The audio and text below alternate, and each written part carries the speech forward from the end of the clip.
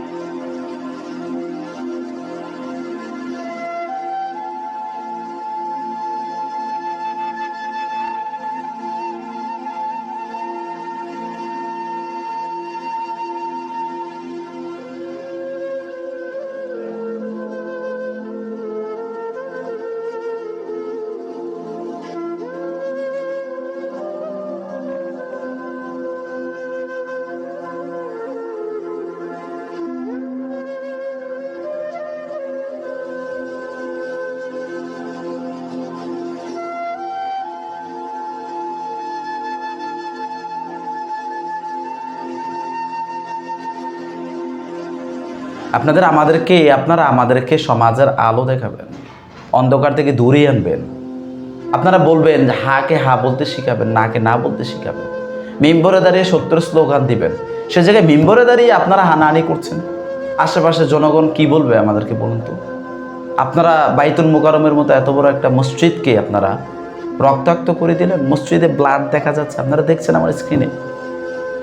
এগুলো কি আদৌ উচিত হয়েছে কি না আপনারা বলেন? আর কত করবেন মানুষের মধ্যে? আর কত প্রশ্নবিদ্ধ করাবেন আপনারা? আল্লাহর বাস্তে থেমে যান। এই বাংলাদেশকে গড়ে তুলতে হলে আমাদের সবাইকে এগিয়ে আসতে হবে, একটা প্ল্যাটফর্মে আসতে হবে। একটা প্ল্যাটফর্মে যতদিন না পর্যন্ত আসতে পারি ততদিন আমরা এই বাংলাদেশকে এগিয়ে নিয়ে যেতে পারবো না।